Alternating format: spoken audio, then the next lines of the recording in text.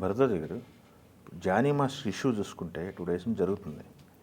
ఈ ఇష్యూలో చాలా కోణాలు వెలికి తీస్తున్నారు బయటికి. చాలామంది మాట్లాడుతున్నారు బయటకు వచ్చేసి. ఇప్పుడు అనసూయ భరద్వాజ్ గారు ఆ విక్టిమ్ ఎవరైతే అమ్మాయి ఉందో ఆ అమ్మాయి నాకు తెలుసు, నేను 2 రోజులు పుష్పలో వచ్చి పని చేశాను అని చెప్పి మాట్లాడుతుంది. సినిమా తన రెస్పాన్స్ చెప్పారు. ఇలా చాలామంది ఇండస్ట్రీ తరఫు నుంచి మాట్లాడుతూ ఉన్నారు. అది కాకుండా కొంతమంది ఏమో లవ్ జిహాదీ అంటున్నారు. ఈ చాలా కోణాలు తీసుకుంటుంది. దీంట్లో పొలిటికల్ కోణం ఒకటి బయటకు వచ్చింది. అవును, జానీని పట్టుకొని నాగబాబుని ట్రోల్ చేస్తున్నారు, అలానే పవన్ కళ్యాణ్ ట్రోల్ చేస్తున్నారు, జనసేన ట్రోల్ చేస్తున్నారు అందరు.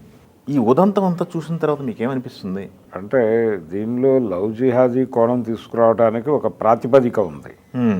ఆ ప్రాతిపదిక ఏంటంటే మతం మార్చుకుంటే నేను నిన్ను పెళ్లి చేసుకుంటాను అని అతను తనను అడిగినట్టుగా ఆవిడ కంప్లైంట్లో ఒక వాక్యం పెట్టారు. ఇది లవ్ జిహాదీ టార్గెట్ చేస్తున్నాడు ఇతను అనేది ఆ కోణం తీసుకోవడానికి ఆ ప్రాతిపదిక ఉంది. అయితే ఇండస్ట్రీలో ఎవరికి వాళ్ళు తమని తాము రిలేట్ చేసుకుంటున్నారు. దాన్ని ఈ రిలేట్ చేసుకోవటంలో అనసూయ గారు ఏంటంటే ఆవిడకి పర్సనల్ ఎక్స్పీరియన్స్ ఉందని చెప్తోంది. అవును, వర్క్ చేశాను అమ్మాయితో అని చెప్పి. అమ్మాయితో వర్క్ చేశాను, తన టాలెంటెడే, తన టాలెంట్ మీద తను ముందుకు నడవగలిగినటువంటి సమర్థత ఉందా అమ్మాయికి. అయినప్పటికీ ఇలాంటి పరిస్థితుల్లో ఇరుక్కోవటం తను ఎక్కడా కూడా అది ఎక్స్ప్రెస్ చేసేది కాదు అంది ఆవిడ. ఇంత పెయిన్ అనుభవిస్తూ కూడా అది ఎక్కడా కూడా బయటికి వ్యక్తం చేయకుండా వ్యవహరించేది. ఇది నాకు ఆశ్చర్యం కలిగిస్తోంది అంది ఆవిడ తన స్టేట్మెంట్లో. సో మద్దతు ప్రకటించింది ఆవిడ. మద్దతు ప్రకటిస్తూ ఇలాంటిది ఏదైనా జరిగినప్పుడు ఓపెన్గా మాట్లాడుకోవడం బెటర్ కదా, మాట్లాడేస్తే కొంత అవేర్నెస్ క్రియేట్ అవుతుంది, దాంతోపాటు అవతల వాళ్ళు కంట్రోల్లో ఉంటారు. ఆ మధ్యకాలంలో మంచు లక్ష్మి గారు ఒక మాట అన్నారు, జస్ట్ సే నో అని. ఇలాంటిది ఏదైనా ఒక అభిప్రాయం కనుక ఎక్కడైనా వ్యక్తం అయితే మీ ముందు మీరు జస్ట్ సే నో, ఆ నో అనేది బలంగా చెప్పండి, అవసరమైతే ప్రపంచం ముందు చెప్పండి అని చెప్పింది ఆవిడ. ఇది దాదాపు అదే సెన్స్ ఈవిడ మాట్లాడింది. అంత పెయిన్ ఉంచుకుని అంత కష్టపడి పనిచేయాల్సిన అవసరం ఉందా, అలా కాకుండా మీరు ఓపెన్ అయిపోయి మాట్లాడచ్చు కదా అనేది ఆవిడ గొడవ. చిన్మయ్య గారు ఏమో జనరలైజ్ చేసి మాట్లాడారు. ఇది పర్సనల్ ఎక్స్పీరియన్సెస్ వ్యక్తం చేయటం వరకే. కానీ లవ్ జిహాద్ కోణం తీసుకురావటం అనేది అతి ప్రమాదకరమైనటువంటి పరిస్థితి. అతని మతాన్ని తీసుకొచ్చి ఎజెండాలో నుంచోబెట్టి, రోడ్డు మీద నుంచోబెట్టి, ఇప్పుడు ఇది వేరే వైపు వేరే కోణం తీసుకుని ఈ లవ్ జిహాదీ మీద దాడులు చేస్తున్నటువంటి రకరకాల పరివారాలు ఉన్నాయి. వాళ్ళందరూ వచ్చి తనని టార్గెట్ చేస్తారు ఇప్పుడు. అంటే అసలు దీని షేప్ మారిపోతుంది. ఇది జాతీయ సమస్యగా మారేటువంటి ప్రమాదం ఉంది.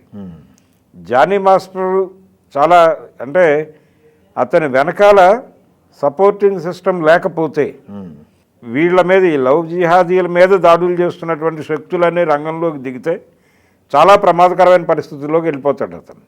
అది కొంచెం కేర్ తీసుకోవాల్సిన అవసరం ఉంది.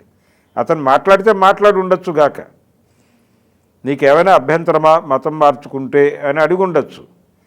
కానీ అది ఆ అమ్మాయి కూడా ఇన్సిస్ట్ చేసినట్టుగా ఏం లేదు. నువ్వు మతం మార్చుకుంటే అనేది జస్ట్ అమ్మాయికి అవకాశం ఇస్తున్నట్టుగానే ఉంది.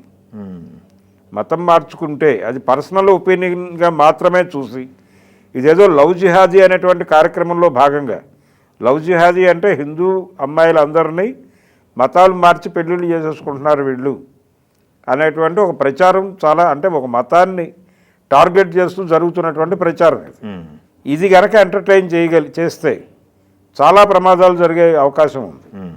మిగిలినవన్నీ ఇందాక మీరు మాట్లాడింది, నాగబాబు ప్రస్తావన తీసుకొచ్చారు, పవన్ కళ్యాణ్, ఇవన్నీ ఓకే, ఇవి పొలిటికల్గా ఎదుర్కోగలిగినటువంటి సందర్భం. కానీ లవ్ జిహాద్ అనేది అత్యంత ప్రమాదకరం. అందుకని ఆ ఏరియాలో ఇష్యూ నడుస్తోంది అనే విషయం గుర్తించాలి. అతను గుర్తించి వాస్తవం ఏమిటి అనేది, ఇప్పుడు అజ్ఞాతంలో ఉండటం అనేది కరెక్ట్ కాదు. ఇప్పుడు పోలీసులు ఎలాగూ కేసు బుక్ చేశారు, ఎఫ్ఐఆర్ అయిపోయింది. సో వాళ్ళు వెతకటం మొదలు పెడతారు, సెర్చ్ ఆపరేషన్లు మొదలవుతాయి. ఈ సెర్చ్ ఆపరేషన్లు మొదలై నెల్లూరులో ఉన్నాడా లేకపోతే మరో చోట ఉన్నాడు అనే ప్రచారాలు కూడా జరుగుతున్నాయి బయట. అవును, ఎక్కడైనా ఉండొచ్చు. కానీ ఇప్పుడు అతను ట్రాక్ అయితే అతని మీద రకరకాలుగా దాడులు జరుగుతాయి. ఈ లవ్ జిహాదీ అనే పేరుతో పరివారం కనుక రంగంలోకి దిగితే చాలా ప్రమాదాన్ని ఎదుర్కోవాల్సిన పరిస్థితి ఉంటుంది అతనికి.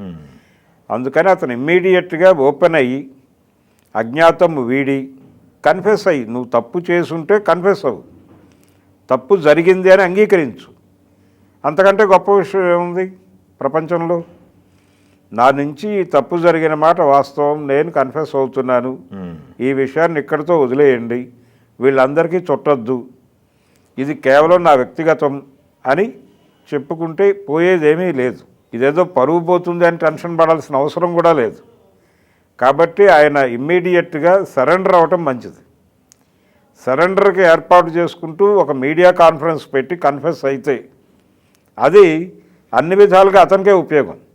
లేకపోతే ఇతర శక్తులు ఇందులోకి దూరి దీన్ని రకరకాల కోణాల్లో ముందుకు నడిపించి అతని జీవితాన్ని గందరగోళం చేస్తారు. ఓకే, ఆ గందరగోళంలోంచి బయటపడటానికి నిర్ణయం తీసుకోవాల్సిన అవసరం ఉంది అతను.